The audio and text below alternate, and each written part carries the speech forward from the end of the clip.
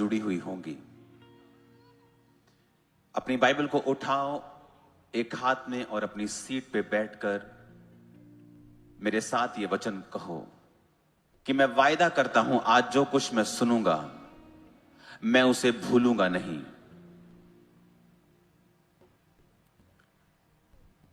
और जो कुछ मैं सुनूंगा उसे मानूंगा और उसका प्रचार करूंगा।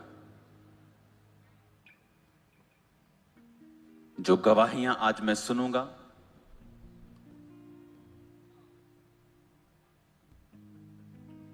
मैं उन्हें ध्यान से ग्रहण करूंगा।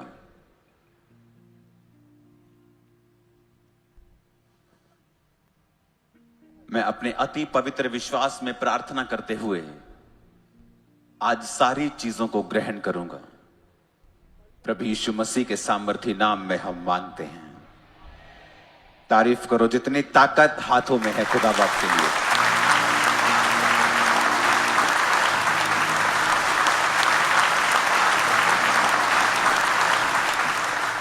बाइबल कहती है कि गवाहों का एक बड़ा बादल तुमको घेरे हुए है। टेस्टिमनीज ये बताने के लिए नहीं है कि जीसस क्राइस्ट इस मिनिस्ट्री के द्वारा कार्य कर रहे हैं या इस मिनिस्ट्री के द्वारा, वो ये बताने के लिए कि वो काम आज भी कर रहा है, वो किसी के द्वारा भी कर रहा हो। माइक चल रहा है, बोल कोई भी रहा हो, उसकी हीलिंग पावर आज भी अवेलेबल है। पुराने समय में पुरानी कलीसिया में विश्वास टॉप के ऊपर क्यों था? उनका बोना, उनका सेक्रीफाइस, उनका काम अलग क्यों था? क्योंकि उनका विश्वास अलग था। उनका विश्वास अलग इसलिए था क्योंकि वचन कहता है कि परमेश्वर की सामर्थ उनमें काम करती थी और वो दिखती थी। सिर्फ वो बातें नहीं करते थे, सिर्फ बातों में परमेश्वर का प्रचार नहीं होता था, आधा अधूरा प्रचार नहीं होता था, सिर्फ हीलिंग ही नहीं होती थी, प्रचार भी होता था। और जीसस ने जो कहा था कि जाओ और सुसमाचार सुनाओ, हमने सुसमाचार तो सुनाया लेकिन जीसस का आधा सुनाया। और उसने कहा जाओ और लंगड़ों को चंगा करो, अंधों को आंखें दो, मुर्दों को जिलाओ, कोढ़ियों को शुद्ध करो। ये सुसमाचार का हिस्सा है, लेकिन लोगों ने इस हिस्से को काट दिया और सिर्फ तौबा के ऊपर प्रचार करने लगे। मैं भी तौबा के ऊपर आज प्रचार करूंगा आपको, क्योंकि परमेश्वर ने मुझे ऐसा करने के लिए कहा है। लेकिन हीलिंग और डिलीवरेंस आपकी हेल्प करती है। आप चर्च में हैं, आपका सिर दर्द कर रहा है, आपको साउंड सुनाई देने में दिक्कत हो रही है कि आप साउंड आपके सिर को पेन कर रहा है, लेकिन जैसे हीलिंग होती है आप वर्शिप को एंजॉय करना स्टार्ट करते हैं। इसका मतलब healing is a good thing. अब आप लेट नहीं है सर्विस में क्योंकि आपकी बॉडी परफेक्ट है। Healing is a good thing. Yeshu Masih ने हील किया जब वो गुस्से में था और सब लोग देख रहे थे कि आज क्या सबत के दिन ये चंगा करता है। और वचन कहता है उसने चारों और यीशु मसीह ने क्रोध से देखा, गुस्से से देखा और उस सूखे हाथ वाले व्यक्ति को कहा अपना हाथ बढ़ा, और लिखा वो सीधा हो गया। यीशु मसीह जब खुश थे उसने चंगा किया। यीशु मसीह जब रोए लाजर के कब्र के पास तब भी उसने जिंदा किया। जब वो गुस्से में थे तब भी चंगा किया, जब वो नाराज थे तब भी चंगा किया, जब वो खुश थे तब भी चंगा किया। क्योंकि जीसस जो हीलिंग है वो जीसस क्राइस्ट का नेचर है। इट्स नेचर, ये उसका नेचर है। जब कोढ़ी आके परमेश्वर को कहता है प्रभु अगर तू चाहे तो मुझे शुद्ध कर सकता है, मैं नहीं जानता तेरी इच्छा क्या है। और जीसस ने कहा मैं चाहता हूं तू शुद्ध हो जाए। इसका मतलब परमेश्वर चाहता है हम हील हों। तब भी आज कलीसिया के बहुत से लोग बीमार रहते हैं। जीसस ने कोड़े खा लिए फिर भी आप बीमार रहते हैं। आज उसी के बारे में हम डिस्कस करेंगे कि कौन सी ऐसी कड़ी है, क्या मिस कर रहे हैं हम कि जो कुछ परमेश्वर ने हमारे लिए कर दिया है उसका पूरा फायदा कलीसिया नहीं उठा पा रही है। क्योंकि जीसस की इच्छा है आपको हील करना, डिलीवर करना, आपको श्राप से फ्री करना। इसलिए तो उसने कहा जाओ और कंगालों को सुसमाचार सुनाओ। कि तुम्हारे श्राप टूट जाएंगे। जाओ और अंधों को सुसमाचार सुनाओ, उनको आंखें दो, और कोड़ियों को शुद्ध करो और मुर्दों को जिलाओ। अपने हाथों को उठाकर कहो, आज जो कुछ मैं सुन रहा हूं ये मेरे लिए है। परमेश्वर मुझसे बात कर रहा है। आमीन। कल का वचन याद है? जब तुम नाना प्रकार की परीक्षाओं में पढ़ो तो इसको पूरे सुनाई नहीं दिया मेरे को, नहीं ऐसा नहीं लिखा। पूरे आनंद, पूरा आनंद। घर में शादी होती है ना बेटे की बेटी की, पूरा आनंद। इमेजिन करो ये जो पहला बेबी डेड हुआ, उसकी वजह से इस सिस्टर ने सोचा कि मैं परमेश्वर के करीब जाती हूं। बॉर्न क्रिश्चियन होने के बावजूद भी परमेश्वर से दूर थी। इसका मतलब अगर आप अपनी परीक्षाओं के आगे देखेंगे और परमेश्वर के हाथ को खोजेंगे, आपको कुछ बेटर और बेस्ट मिलने वाला है। अब ये परीक्षा जब निकली, वो परमेश्वर के करीब है, बेबी हो चुका है, सेकंड बेबी पेट में है, परमेश्वर के साथ संबंध बन चुका है, उसके साथ नाता पक्का हो चुका है। जब तुम नाना प्रकार की परीक्षाओं में पढ़ो तो इसे पूरे आनंद की बात समझो। मैं आपको टेस्टिमनी दूं, पूरी तो नहीं दे पाऊंगा, ये वाली मैं एक्सप्लेन नहीं कर पाऊंगा। मैंने अपनी लाइफ में रोज मिरेकल्स देखे हैं, आपने भी देखे हैं, आज भी हम देखेंगे, कल भी हमने देखे हैं। मेरे आसपास कितने मिरेकल्स जिन्होंने पाए हैं वो खड़े, मैं खड़ा हूं। लेकिन एक बात बताऊं, इन मिरेकल्स के बावजूद भी, सामर्थी होने के बावजूद भी मैं टिका नहीं रहता परमेश्वर में अगर 2005 की कुछ परीक्षाएं मेरे जीवन में ना आती। आप इमेजिन कर सकते हैं? इतना देखने के बाद भी शायद मैं टिका नहीं रहता, क्योंकि उन परीक्षाओं ने साबित किया है कुछ परमेश्वर के वचनों को कि वो रियल है मेरी लाइफ में। और 2005 में मैं परमेश्वर में आए, मुझे अभी 6 महीने हुए थे और मेरा डिप्रेशन और दुष्ट आत्मा के अटैक 10 गुना बढ़ गए थे। और मैं प्रभु से कह रहा था कि परमेश्वर, तूने मुझे पहले से भी ज्यादा बुरा कर दिया है। हाँ, नशे मैंने छोड़ दिए हैं, पाप त्याग दिया है, लेकिन जिस मुसीबत के कारण मैं तुझ में आया था वो तो 10 गुना बढ़ गई है। और मसीह में आने के बाद भी सुसाइडल थॉट्स रोज मुझे आते थे। और वो दिन था जब परमेश्वर ने मुझे अपने आप को खोजना सिखाया। मैंने 40 फास्टिंग, फिर 40, परमेश्वर में प्रार्थना करना सीखा, प्रार्थना के समय को बढ़ाया, बाइबल पढ़नी सीखी। उन दिनों में 6-6 घंटे में बाइबल पढ़ता था, 3-4 दिन के अंदर नया नियम खत्म कर देता था। वो सारी चीजें होती गई और जब मैं उस परीक्षा से निकला, वचन मेरे दिमाग में भर चुका था। जब कोई भी मुझे मिलता था तब मैं उससे अपने बारे में अपने सलाह नहीं देता था।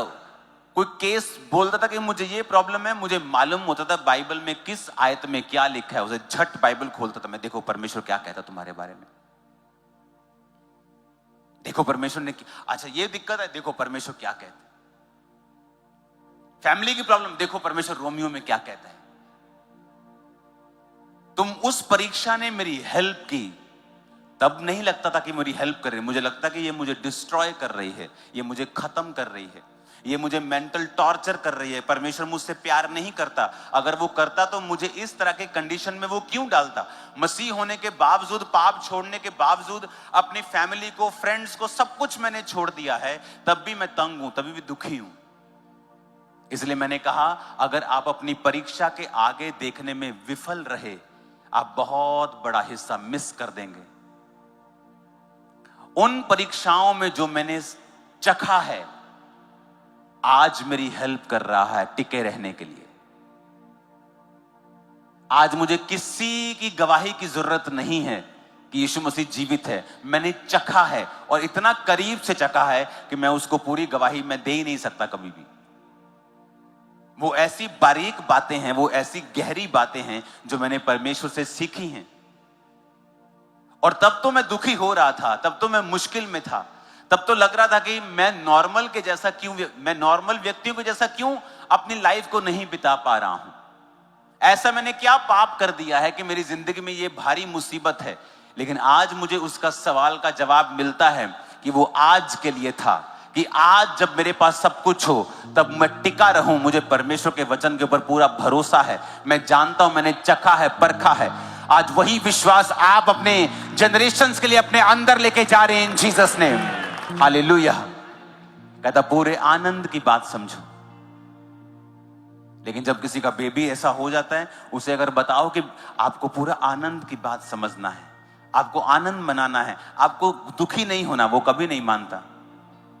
वो सवाल ही करेगा परमेश्वर के ऊपर। आप चाहे परमेश्वर में कभी पूरा हो ना हो, चर्च जाए ना जाए, प्रार्थना करे ना करे, लेकिन परमेश्वर के ऊपर झट सवाल करता है वो। परमेश्वर ने कहा अगर तू चाहता है कि विश्वास तेरे अंदर पूरा हो, तू सिद्ध हो जाए, सिथर हो जाए, तुम में किसी बात की घटी ना रहे, तो तू परीक्षाओं में स्थिर रहे। जब परीक्षा तेरे ऊपर आए तो उसे आनंद की बात समझना। Hallelujah.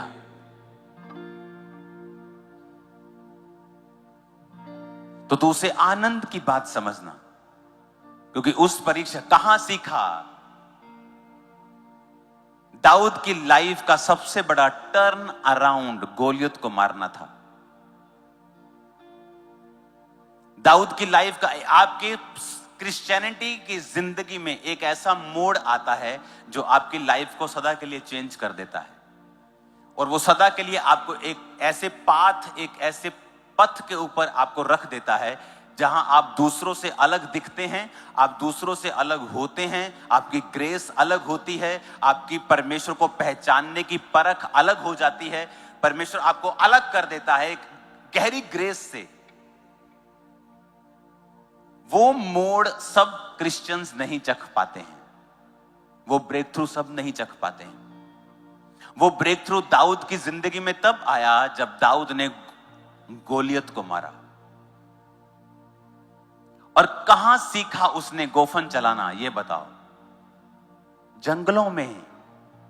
Most difficult time Dawood का, जंगलों में। भाई ऐश कर रहे हैं, राजा की सेना में हैं, पाप कर रहे हैं, ऐश कर रहे हैं। दाऊद को लगता है यार ये अच्छे हैं, ये पाप भी करते हैं, ये दारू भी पीते हैं, पार्टियां भी करते हैं, सेकुलर भी हैं, सब जगहों में जाते भी हैं, एंजॉय करते हैं, लाइफ इनके जैसी होनी चाहिए। बट आप ऑर्डिनरी रह जाएंगे, ऑर्डिनरी की तरह ही मर जाएंगे, और हेवन, आप हेवन में जाएंगे। पापी भी हेवन में जाएगा, पता है। अब बोलोगे अच्छा ये कैसे? हेवन में परमेश्वर दिखाएगा उसको, ले बेटा देख ले, ये तू मिस कर रहा है, जब चल भाग। वो जाएगा, हेवन में जाएगा, उसका न्याय वहीं होगा ना। हेवन में न्याय होगा ना सबका। वो एक बार हेवन में जरूर जाएगा, देखेगा उसने क्या मिस किया है।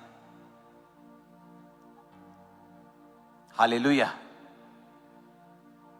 दाऊद ने कहां सीखा वो गोफन चलाना? उसी परीक्षा के दिनों में, जब उसे लगता था कि मेरे भाई अच्छे हैं, वो ऐश करते हैं, और मैं वफादारी में, पवित्रताई में, अपने पिता के साथ वफादार, अपने खुदा बाप के साथ वफादार, और मैं इस पाले में, इस ओस में, इस बारिश में थोड़ी सी भेड़ बकरियों के लिए कभी शेर के साथ लड़ रहा है, कभी भालू के साथ लड़ रहा है, कभी उसको मार रहा है, कभी उसको मार रहा है। Life is so difficult, so hard. परमेश्वर को कंप्लेंट कर सकता था वो कि ऐसी मेरी हार्ड लाइफ, डिफिकल्ट लाइफ। लेकिन अगर आप देख पाएंगे उस हार्ड लाइफ के आगे परमेश्वर की मर्जी को, तो फ्यूचर के दाऊद भी आप हैं, अब्राहम भी फिर आप हैं, और खुदाबंद आपको इस्तेमाल भी करेगा और ऊंचा भी करेगा। अगर आप देख पाए, मोस्टली लोग नहीं देख पाते। पौलुस बेचैन रहा, बेचैन रह के परमेश्वर से प्रार्थना करता रहा, परमेश्वर इस कांटे को मेरे जीवन से दूर कर। वो बीमारी हो सकती थी, कोई पीड़ा हो सकती थी उसकी लाइफ में, पता नहीं क्या था, उसने लिखा नहीं है, लेकिन वो फिजिकल पीड़ा थी। और परमेश्वर का वचन आता है, मेरा फजल तेरे लिए काफी है। और जैसे परमेश्वर की आवाज वो सुनता है, उसकी मर्जी को सुनता है, अब उसकी पीड़ा उसको पीड़ा नहीं दे रही, क्योंकि उसको मालूम हो गया कि इस पीड़ा के पीछे परमेश्वर की मर्जी है कि मैं हम्बल रहूं। जब उसे मालूम हो गया कि ये परमेश्वर की ओर से है, उसकी सारी बेचैनी खत्म हो गई, सारी प्रॉब्लम खत्म हो गई।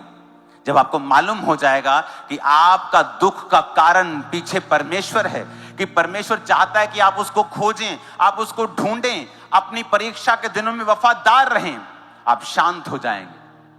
इसलिए जरूरी है कि जब परीक्षाओं के दिन आए, आप बाइबल के साथ जुड़े हुए हों, जीवित चर्च के साथ जुड़े हुए हों, आप वचन को रोज पढ़ें और लगातार पढ़ें और उसे समझें, क्योंकि वचन के जरिए परमेश्वर आपसे बात करता है। उन परीक्षाओं के दिनों में आप स्थिर नहीं रह सकते। प्रेशर होगा आपके ऊपर, फैमिली का, बॉडी का, बीमारी का, शैतान का, लोगों का। आपके अपने आप को पहचान नहीं पाएंगे, आपके अपने आप को अब्यूज करेंगे, आपका फाइनेंस सब कुछ ठीक करने के बावजूद भी नीचे चला जाएगा। लेकिन जब आपकी स्पिरिचुअल आईज ओपन होंगी, आप वचन के साथ जुड़े हुए होंगे, आप देख पाएंगे कि आज मेरा हो सकता है फ्राइडे चल रहा हो, लेकिन मेरा संडे बहुत जल्दी आने वाला है। आपका संडे आने वाला है इन जीसस नेम।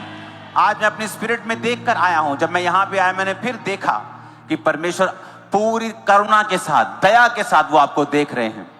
आपको जस्ट ये वचन को कबूल करना है।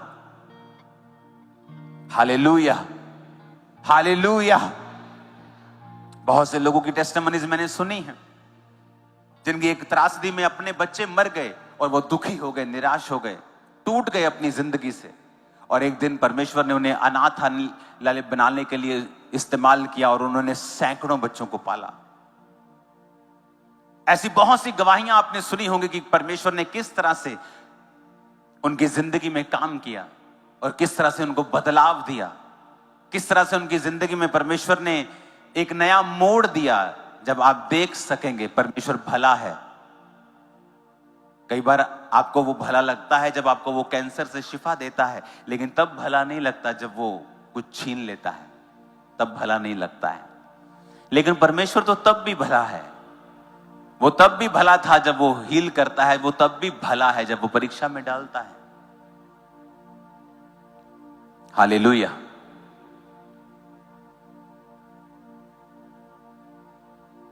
दाऊद कभी ना सीख पाता कि गोफन कैसे चलाना है जब तक उसका पिता उसे डिफिकल्ट सर्कमस्टेंसेस में नहीं डालता। जब तक शेर और भालू उसे तंग नहीं करते, उसे कभी कॉन्फिडेंस नहीं आता गोलियत के सामने कि मैं इसे भी मार सकता हूं, क्योंकि मैंने शेर और भालू को मारा है।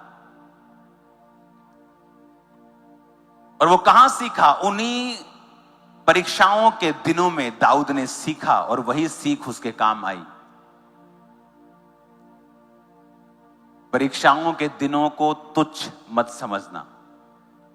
जो आप उन दिनों में सीखोगे ना, अपने बेस्ट दिनों में कभी नहीं सीख पाओगे, कभी नहीं सीख पाओगे। जो आज आप मेरी लाइफ में देख रहे हो ना, ये नींव तब की डली हुई है। अब तो बिल्डिंग देख रहे हो आप, अभी कुछ और कर लिया, कुछ और कर लिया, और बड़ा कर लिया। ये तो बिल्डिंग है। बिल्डिंग के पहले नींव पड़ती है, और जितनी ऊंची बिल्डिंग बनानी हो, नींव उतनी गहरी डाली जाती है। और नींव जब गहरी डाली जाती है, उसे खोदा जाता है, डिग किया जाता है, जो कि मुश्किल काम है। जब परमेश्वर आपकी लाइफ में डिग करता है, आपकी लाइफ में खोदा खदाई शुरू करता है, आपको बड़ी तकलीफ होती है। जब चीजें आपके हाथ से निकलती हैं, आपके कंट्रोल में नहीं रहती, आपको बड़ा दुख होता है कि ऐसा क्यों नहीं हो रहा जैसा मैं चाहता हूं। उसी समय हमें बाइबल पढ़नी है और परमेश्वर के वचन के साथ जुड़े रहना है और बिलीव करना है कि पौलुस ने कहा, धर्मी जन विश्वास के साथ जीवित रहेगा, कि परमेश्वर भला है। अगर मुझे वो यहां तक लेके आया है, मुझे आगे भी लेके जाएगा। उसने आपके ऊपर मेहनत की है। आप उसका एक बिजनेस प्रोजेक्ट हो। कोई अपने बिजनेस प्रोजेक्ट को आधा अधूरा छोड़ के खत्म नहीं करता। हर आदमी कहता है मेरी मेहनत हुई है इसके ऊपर, मैं इसको कैसे जाने दूंगा। तो परमेश्वर का आप बिजनेस प्रोजेक्ट हो, वो आपको कैसे जाने देगा? वो आपको छोड़ेगा नहीं, त्यागेगा नहीं, लेकिन वो आपकी कैपेसिटी को बढ़ाना चाहता है, विश्वास को बढ़ाना चाहता है, आपकी आशीष को बढ़ाना चाहता है, नेक्स्ट लेवल पर आपको लेके जाना चाहता है, एक ऐसी चीज के लिए तैयार करना चाहता है जो आपकी जनरेशंस के काम आएंगी आने वाले दिनों में। इस तरह से वो आपको तैयार करना चाहता है, वो आपको इस तरह से ब्लेस करना चाहता है। आमीन। लेकिन उसके लिए आपको तैयार रहना पड़ेगा प्रार्थना में। परीक्षाओं के दिनों को पूरे आनंद की बात समझना, क्योंकि परमेश्वर उसमें कुछ कर रहा है आपकी लाइफ में जो आप अपनी ताकत से नहीं कर सकते थे, अपनी मर्जी से नहीं कर सकते थे। हालेलुया। जब परमेश्वर आपको आगे लेके जाता है, उसके प्लान अलग हैं, उसकी योजनाएं अलग हैं, उसकी सोचने का तरीका अलग है, काम करने का तरीका अलग है। परमेश्वर ने कहा गिदोन इतने लोगों को साथ लेके जाएगा तो ये कहेंगे कि हम अपने बाहुबल से जीते हैं, तो क्या कर, इन सबको बोल पानी पियो। जो कुत्ते की तरह चपड़ चपड़ करके पानी पिए उसे ले जा, जो रिलैक्स होके पी रहा है उसे छोड़ जा। ऐसा प्लान पहले कभी नहीं सुना, ऐसा प्लान पहले कभी नहीं सुना।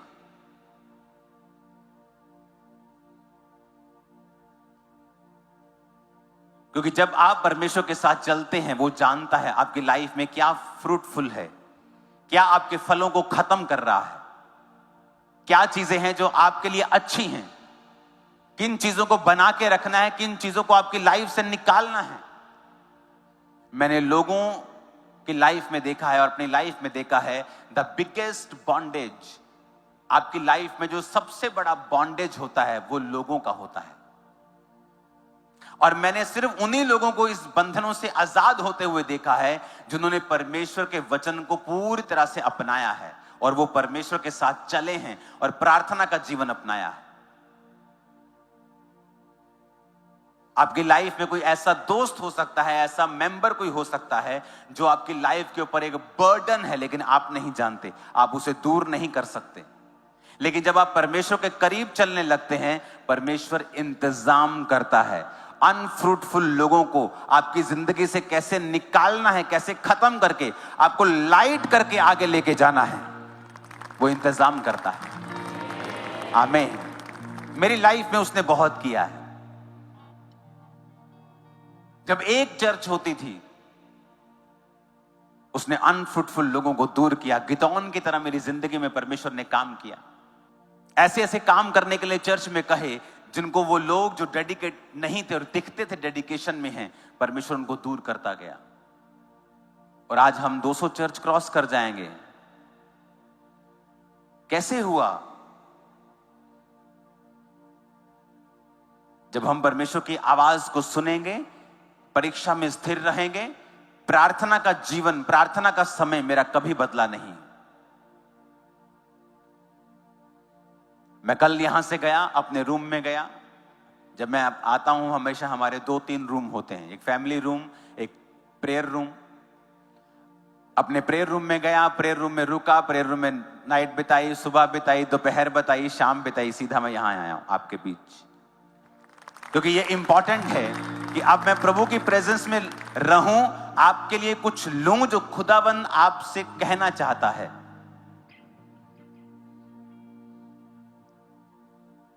हालेलुया।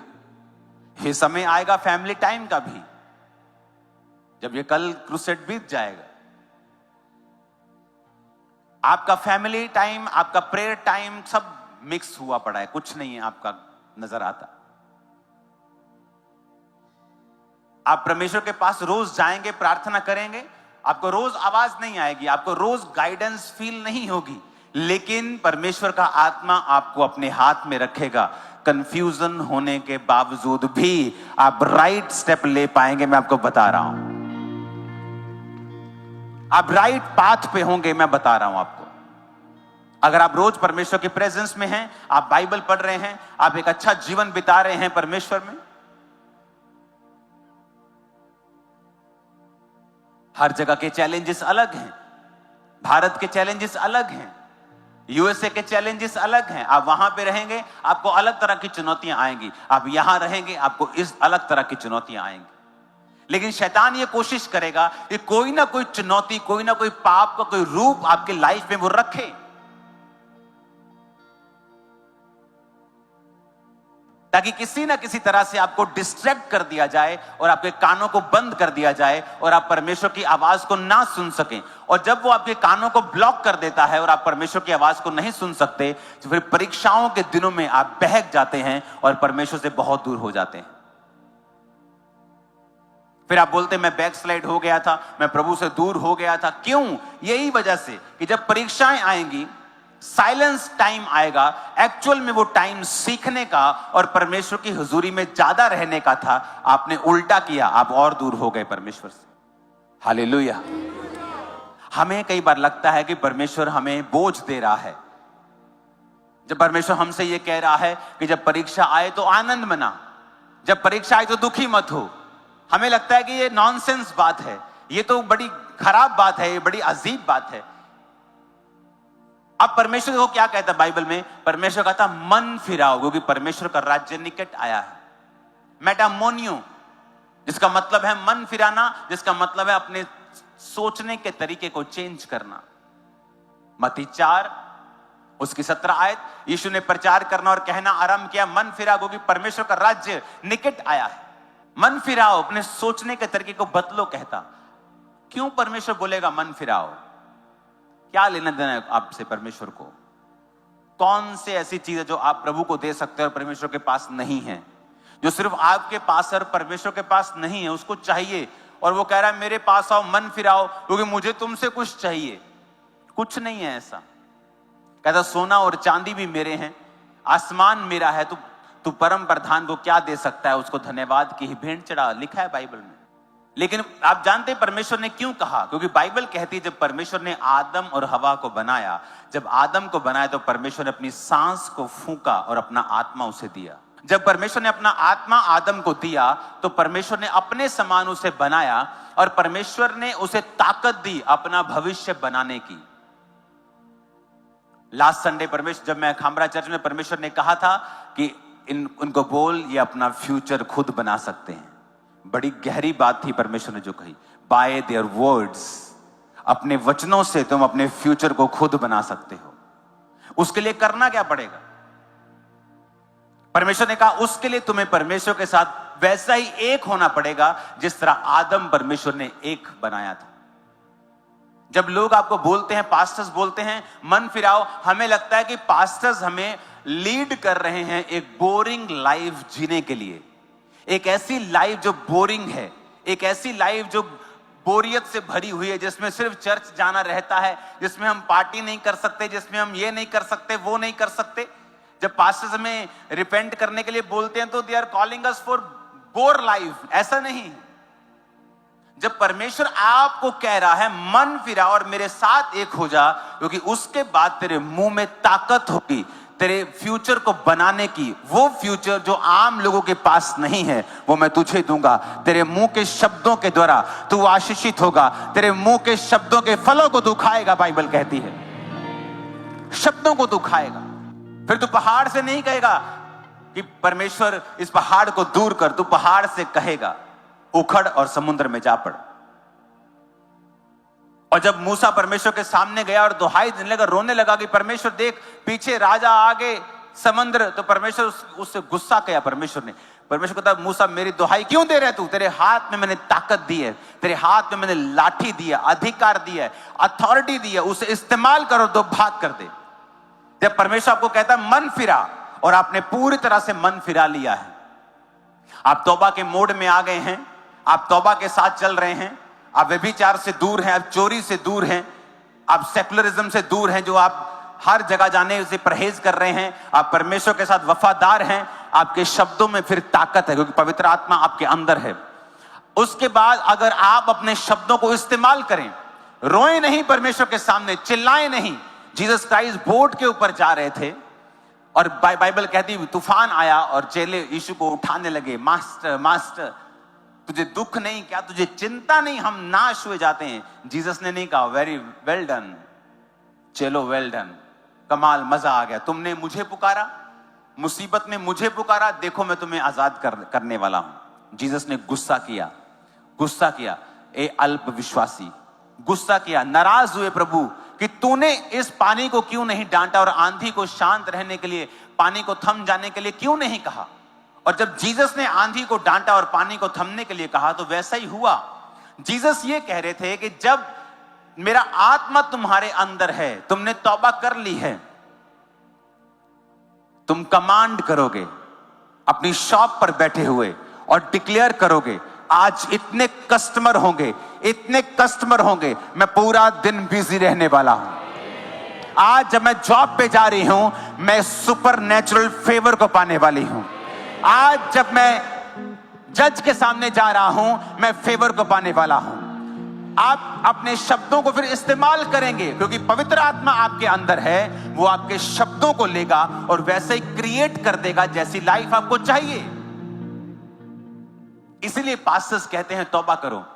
इसलिए नहीं कि आप बोरिंग लाइफ जिए, इसलिए कि आपकी लाइफ में फल हो और आप वो बना सकें जो ड्रीम लाइफ परमेश्वर चाहता है आपकी हो।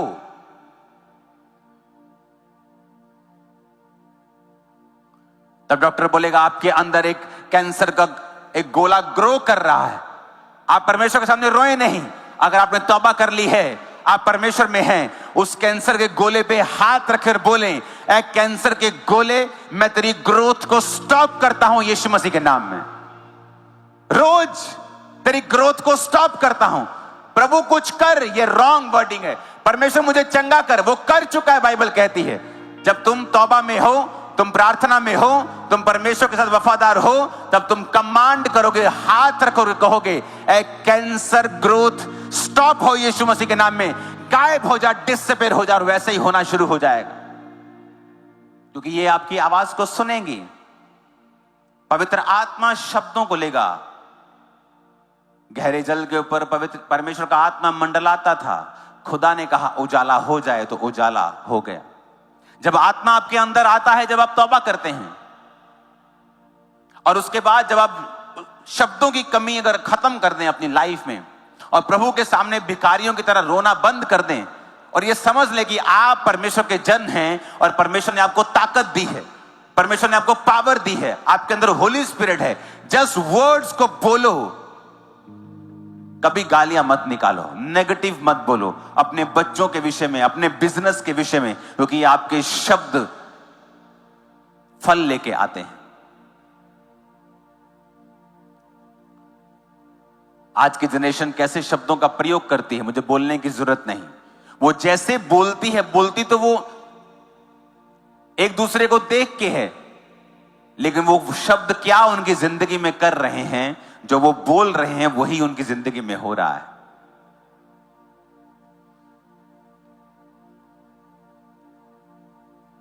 वचनों को हथियार की तरह आप इस्तेमाल कर सकते हैं। वचन में लिखा है यहोवा का भय मान, बुराई से अलग रहे, इस प्रकार तेरा शरीर भला चंगा और तेरी हड्डियां पुष्ट रहेंगी।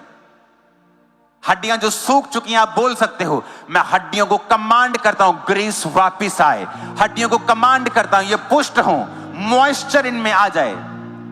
लेकिन आप परमेश्वर की ओर देखते जाते हैं कि प्रभु तू कब करेगा, और परमेश्वर कहता है तौबा कर और उसके बाद बोल, वर्ड्स को रिलीज कर, बोल, जो तू बोलेगा मैं वो करूंगा। 2005 में जब मेंटली अपसेट के अटैक होते थे, तो एक पास्टर मुझसे कहते थे कि शीशे सामने खड़ा होकर रोज बोला कर कि तू परमेश्वर का बहुत बड़ा दास है। मैंने कहा मुझे गोलियां मत दिया करो, मुझे विश्वास, मुझे लगता है कि शायद मेरी साइकोलॉजिकल कोई तैयारी करते हैं, कि साइकोलॉजिकल मुझे थोड़ा सा आराम देते हैं साइकोलॉजिकली, कि मैं ठीक हो जाऊं या मेरा मेंटली थोड़ा ठीक हो जाए। लेकिन मुझे मालूम नहीं था कि जो मैं कह रहा हूं ऐसा होने वाला है। हालेलुया। अब मैं बन रहा हूं, मैं आगे बढ़ रहा हूं, जो मैंने बोला था मैं देखता हूं पूरा होगा, हो रहा है। आमीन। आपकी लाइफ में भी ऐसा ही होगा।